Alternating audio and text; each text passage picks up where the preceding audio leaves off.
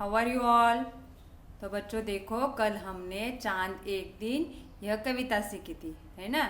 तो इस कविता में क्या देखा था कि चांद है वो हटकर बैठा था। क्या उसको क्या चाहिए था? एक कुर्ता चाहिए था। तो उस कुर्ते के लिए वो क्यों कुर्ता मांग रहा था? क्योंकि हवा रात भर चलती थी और उसको ठंड लगती थी, इसलिए उसको कुर्ता चाहिए था। वो पूरी रात भर आसमान का सफर करता है और मौसम भी जाड़े का है, इसलिए उसको कुर्ता चाहिए था। तो वो मम्मी से बोल रहा है कि अगर तुम कुर्ता नहीं सिला सकती हो तो मुझे कोई कुर्ता भाड़े का भी ला कर दे दो। तो माँ बोलती है कि तुम इतने सुंदर सलोने लगते हो, मुझे लगता है कि तुम्हें कोई जादू टोना ना लगे। तो जाड़े की बात तो ठीक है, लेकिन मैं तुम्हें कैसे कुर्ता सिला दूँ, क्योंकि तुम्हारा एक नाप तो नहीं होता है। हर दिन तुम अलग अलग रूप बदलते हो। कभी कभी तुम एक उंगली भर छोटे होते हो तो कभी कभी एक फुट मोटा भी हो जाते हो। कभी कभी तो तुम दिखाई भी नहीं पड़ते हो। तो ऐसे तुम्हारा हर रोज का अलग अलग रूप है, तो मैं कैसे तुम्हें कुर्ता सिला दूँ, ऐसे माँ बोलती है। तो वो बोलता है कि चंदा कि तुम ऐसा कुछ करो माँ कि मेरा एक ही माप ले लो और उससे मुझे कुर्ता सिला दो और हर रोज मुझे बैठ जाए। तो इस हम कविता में हमने क्या सीखा था? चांद का एक जैसा रोज आकार नहीं होता है, उसका आकार हर रोज बदलता है। तो चलो आज हम प्रश्न उत्तर लेने वाले हैं, इसके प्रश्न उत्तरों की चर्चा करेंगे, ठीक है। तो चलो देखो, पहला प्रश्न क्या है? मौखिक है। मौखिक में देखो, चांद ने किससे जिद की है? किससे जिद की है चांद ने? माँ से, बराबर है। किससे जिद की है? माँ से। चांद ने किस कपड़े का कुर्ता मांगा है?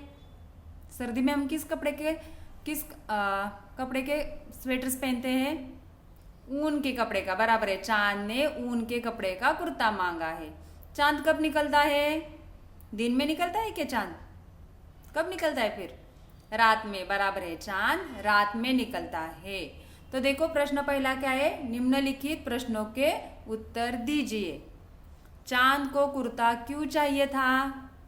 क्यों चाहिए था? क्योंकि जाड़े की रात थी और वो ठंड की रात थी। क्योंकि जाड़े की रात में उसे ठंड लगती थी और उस ठंड से बचने के लिए उसको कुर्ता चाहिए था, है ना।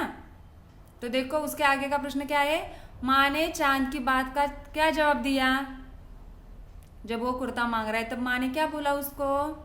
माँ ने कहा तुम्हारा आकार तो रोज घटता बढ़ता है, इसलिए मैं तुम्हारे लिए किस नाप का कुर्ता सिलूं? ऐसे माँ ने बोला। देखो नीचे, पंक्तियां पूरी कीजिए। कविता की पंक्तियां जो दी है वो पूरी करनी है हमें। पहला देखो, सनसन चलती हवा रात भर, जाड़े से मैं मरता हूँ, बराबर है। नाप में कभी एक नाप में कभी नहीं, मैं तुमको देखा करती हूँ। कभी एक अंगुल भर चौड़ा, कभी एक फुट मोटा, नहीं किसी की भी आंखों को तू दिखलाई पड़ता है। देखो यहाँ पे कविता के समान ध्वनि वाले शब्द लिखिए। समान ध्वनि का मतलब क्या है? हम इंग्लिश में लिखते हैं राइमिंग वर्ड्स, वैसे ही यहाँ पे समान ध्वनि के शब्द बोलते हैं इसको। घटता, बढ़ता, मरता, करता, डरती, करती, टोने, सलोने, है ना। इसके स्वर सेम सेम सुनाई देते हैं ना, इसलिए उसको समान ध्वनि वाले स्वर बोलते हैं, शब्द बोलते हैं, ठीक है। तो देखो सही पर्यायवाची शब्द पर गोला लगाइए। तो देखो यहाँ पे चांद, चांद को मयंक भी बोलते हैं और शशि भी बोलते हैं। पवन बोलते हैं क्या? पवन का मतलब होता है हवा। तो देखो अभी हवा का कौन कौन सा शब्द है? बराबर, अनल हवा का शब्द है क्या? नहीं, पवन और वायु ये दोनों शब्द हवा के लिए है। आसमान, आसमान का अर्थ क्या है? नभ और गगन। भगवान, ईश्वर और प्रभु, बराबर है। तो इनको आपको गोल करने हैं। विपरीत अर्थ वाले शब्द लिखिए। विपरीत का मतलब क्या है? विरोधी अर्थ के शब्द लिखने। दिन के विपरीत में या विरोधी में क्या आएगा?